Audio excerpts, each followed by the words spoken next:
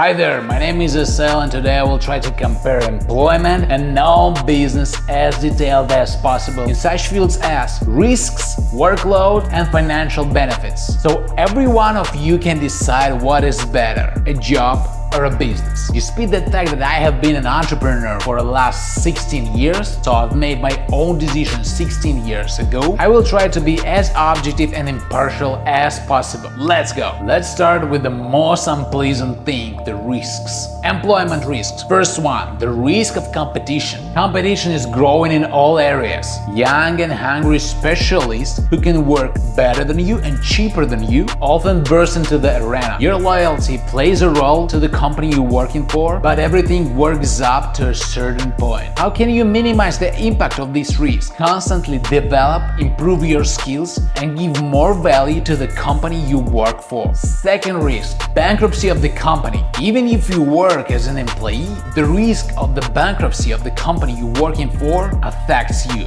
You can minimize this risk working for the large, stable companies or working for the government, but if you're well with the risk number one, then finding a new job shouldn't be so difficult for you. Third risk, shitty team risk. The most underrated risk. To be honest, it's very high, especially in large companies and especially in women's groups. Just imagine you enter to the office and you see there. If you know what I mean, leave a comment with your story. In general, nobody likes those who works better. That's why all of the works and tricks happen. But I have good news. If you have beat the risk number one, you can always change shitty team to another one or become a leader and get all the ducks in a row.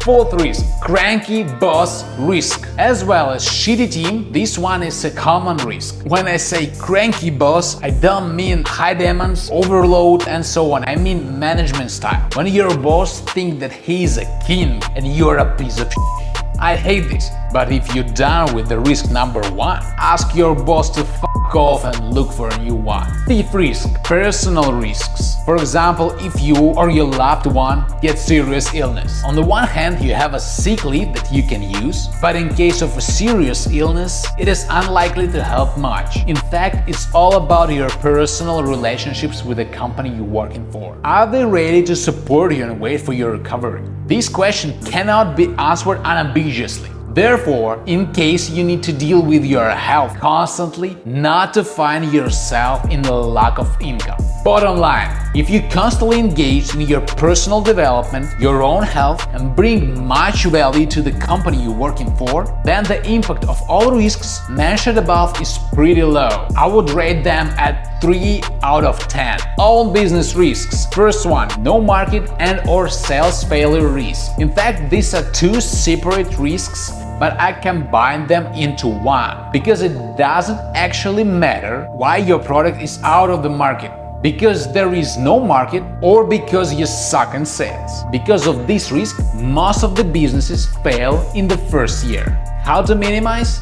Sell first, produce later. Works for any business, but only few use this approach. Second, the risk of competition. Things are more complicated here than in employment. Competitors can be ready to kill you by lowering their prices and not realize that they are killing themselves too. You can minimize these risks by choosing large markets with enough field for all of the players. But you cannot do that without unfair advantages. I will talk about it in the next video. It is time to subscribe. Third risk, lack of funding. Business can burn money so fast, especially when it seems to be plenty of money. I'm only burning my half. You can minimize this risk by staying lean. No need to hire 5 secretaries, rent an expensive office and so on. Fourth risk, team failure. If your team is incompetent or interaction processes are not built, everything will crumble. How to minimize? Move on to process management when you need it. All the processors should have KPIs and professional, result-motivated managers. At the initial stage, all should be done by yourself or with a limited number of partners who are professionals in various fields. No need to hire your brother just because your mother asked to take care of him. Fifth, personal risk. If you have just started your business, personal risk can kill it because you as a founder will not actually work. But if the business is already stable, then vice versa, it will be easier to you to cope with the personal difficulties. Because the business, not self-employment, can work without active participation from your side. So, the risk realizing chances and the severity of its impact are much higher in business than in employment. Even with the right approach, it can hit so fucking hard. I know what I'm talking about. I've seen this. I've done this.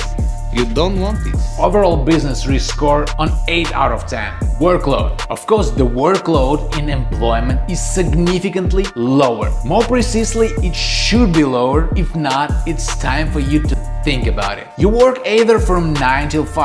After 5 p.m. you forget about your work. Even if you work in a flexible schedule, you have a limited number of tasks anyway. Of course, there can be periods when the load is higher, but as a rule, they're not so long. In case of the business, everything usually works other way. At the beginning, we work like hell. No f***ing work-life balance. Just like dumb 24/7. In this mode for 2 or 3 years. Then we are relaxed for half a year, then again a marathon for a 2 or 3 year, and then again relax. It is a huge mistake to think that you will constantly rest with the business from same point in the works. For example, I think about work constantly. I fall asleep, I think about work. I wake up, I think about work. Even when I sleep, I dream about work sometimes. But I get high from this is my passion. All fairy tales about passive income and so on and so forth, they all are nonsense. All the founders of high-growth companies work very hard. Then they sell these companies, invent new ones, and work hard again. My load ratings are employment from 5 till 6 out of 10, business 9.5 out of 10, financial benefits, employment, good salary for a high qualified specialist in a fairly competitive field in US is about from 100 grand till 1 million per year. I repeat, I'm talking about high class specialists in competitive areas, not about call center operators. Business. It is worth mentioning that 90% of businesses die in the first year. As a rule, they do not receive any financial benefits. But this is all about the risk. We talked about them earlier. So if you manage to break through the risks, then a completely different horizon of rewards opens up. But the most important thing, the reward has no limits. No limits at all. So my personal score for benefits, employment is 4 out of 10, businesses 10 out of 10. Conclusions. I hope I managed to slightly structure your view on the question, what is better, a job or a business? Final decision,